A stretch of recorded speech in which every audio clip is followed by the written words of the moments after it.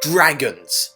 Everyone loves dragons. They're awesome. They fly, they breathe fire, they roll around on huge piles of treasure. What's not to like? So it's strange that for the longest time, video games made dragons enemies alone, aside from maybe a couple of exceptions. Thankfully, in 1997, character designer Charles Zembilas realised how great dragons are, and after finishing his work on the Crash Bandicoot series, he joined forces with Insomniac Games, who just happened to want to make a game about a dragon, and they needed a design. And design he did. He was restricted by the fact that the dragon needed to be animated in 3D, but we know at least 66 different doodles of dragons were created. Some basic, some detailed, some skinny, some fat, some old, some young, some silly, some serious, some on 2 legs, some on 4 legs, some grumpy, some playful, some devious, some inquisitive. There was tons. It's unknown if any of these were serious candidates for the new hero. Some may have just intended to be used as background characters, but what we do know is at some point it was decided a younger dragon of around 10 years old was the aim, so it would appeal to the same age demographic. The character had to be cute and mischievous, but also a little bit bratty and unpredictable. And so the designs became a bit more focused on these ideals. After a bit more sketching, they found their dragon. Well, okay, almost. A tiny bit more sketching, but there he was. A cute but fierce dragon simply known as Pete. Yeah, Pete the Dragon. Even the name of the project at one point was Pete the Dragon.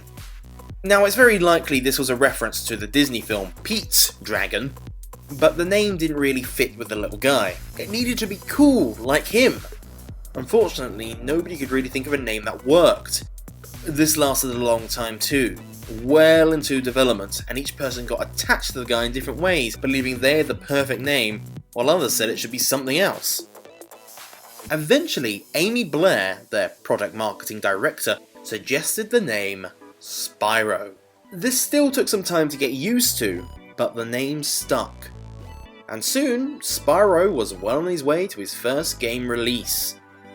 He gained a voice actor after some trial and error. First he sounded a bit too squeaky, and then a bit too deep, so he ended up somewhere in the middle. His voice had to match the character design for him, a bit of a bratty character that underneath had a heart of gold. One problem though was his colour. Spyro was originally green, a traditional dragon colour. But it turns out grass is also green. Shocking, I know. This meant that the luscious green field that Spyro could roam around completely camouflaged him, so you could never actually see where the little guy was. The solution was to make him purple. This meant he stood out as a rare dragon due to his colour, and more importantly, stood out from the floor. This issue resolved, Spyro flew onto store shelves and quickly won gamers' hearts. While he was tough and cool over here, in Japan, he was tweaked to be a little bit cuddlier. Before long, Spyro had a hit sequel, where he met his longtime voice actor Tom Kenny, and shortly after a third successful game, Spyro was on the rise. But he was unfortunately about to start a plummet.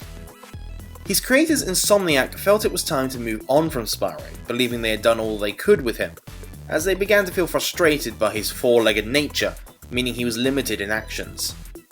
Vivendi, who still owned the dragon's rights, felt completely differently, and so Spyro began being swapped back and forth between various developers. And aside from some slightly different gameplay, Spyro's actual design and character remained relatively identical to how Insomniac had left him several years ago. What did change, however, was his view in the public eye. While still a very popular character, people felt he was being mistreated by his new developers. The games were simply not up to the same standard of the original trilogy that had cemented him amongst the gaming greats. They attempted to branch Spyro off into new genres since they felt that he needed to reinvent himself to stay relevant. This included new styles of platformer, an RPG, and a crossover with Crash Bandicoot.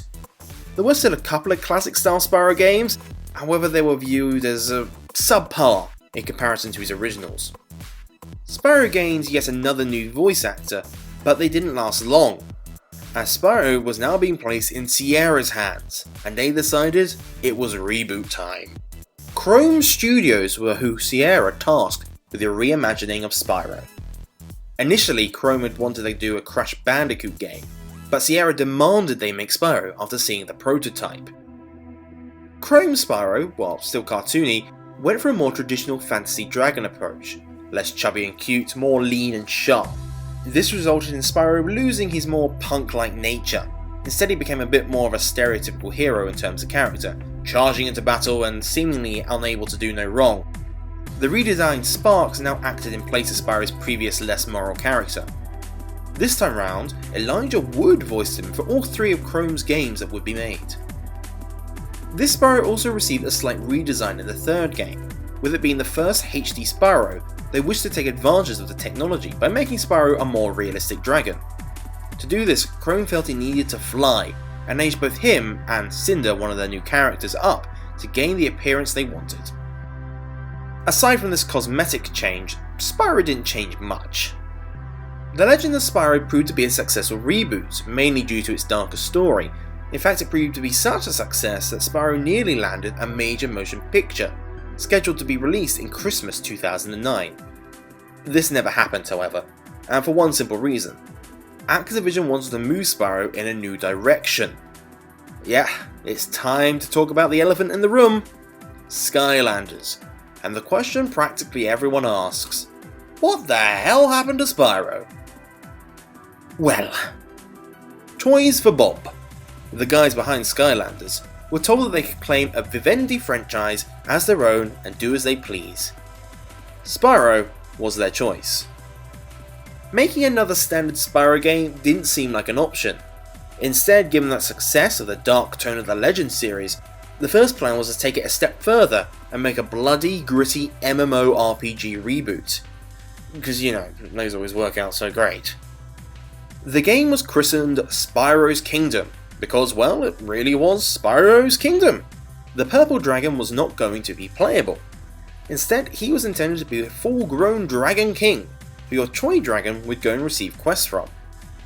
Toys for Bob didn't actually come up with the initial idea for this game. It was first proposed by Helios Interactive, but was shot down by Activision. There's a playable demo of their version out there on the web if you're interested. When Toys for Bob gained Spyro, they simply took over where Helios left off. It went well at first, but they began to see firsthand some of the issues this dark game had. Eventually, the developers lost all their enthusiasm for this darker game, and felt it was very un-Spyro. So they did a 180, and made a very kiddie game instead. Not only that, but a game called Spyro's Kingdom, where Spyro wasn't even playable, now seemed a little bit of a silly idea. So they set about sending Spyro back to his youth, and the initial concept art showed a rather traditional Spyro. However, for reasons unknown, they decided Spyro needed a new look, and after some drastically different designs, they eventually found a middle ground when they noticed the similarity between Spyro and the early prototype figure they created called Fire Dragon. A lick of purple paint and Spyro's new look was ready to go. They weren't too worried about his new look, as the game was aimed at introducing Spyro to a whole new audience who didn't really know about his previous games. Now that he was playable, work progressed smoothly, almost reaching an alpha build, and a website showing off the game existed for a short while. Once again, changes were going to happen though, as the developers felt the concept of toys scanning into games could be a lot bigger than just Spyro. The title changed to Skylanders. And they were right! The concept was a lot bigger and took off like a rocket on release. Actually, it was so big it quickly dwarfed the presence of Spyro in the game, and while they did try to make him relevant still through the title of the first game, Spyro's Adventure, making him the leader of the Skylanders, and he does appear in a lot of Skylanders merchandise, it didn't really help, and the poor guy has become a tad lost in a sea of now 300 Skylander figures. Not only that, but fans of the old series were not too fond of Spyro's look either. In fact, coming up to the game's release, there were quite a lot of controversy online. Heck, some people even sent hate mail and death threats in hopes of cancelling the game. The wishes for a more traditional Spyro design were largely ignored though, due to Toys for Bob wanting to focus on a different demographic than the traditional Spyro fans. Not even Spyro's voice actor remained the same. Elijah Wood was replaced by Josh Keaton, who has voiced him in all the Skylander games so far. So where will Spyro go from here? He's undoubtedly still popular, with now a grand total of 3 different fan bases. It's sorta crazy how such a strong start in the 90s has left him up with the greats, despite his more lackluster games in recent years. Right now it seems he's stuck in Skylands, but who knows what's on the horizon? He's been rebooted twice already, maybe it's time to try once again. Or maybe it's time to return to the basics and capture the magic of the originals once more. Or heck, maybe it's time for a rest. Either way, this dragon, who was only purple because that was an unusual colour for a dragon, has become cemented in our minds, and probably will remain so for several years to come.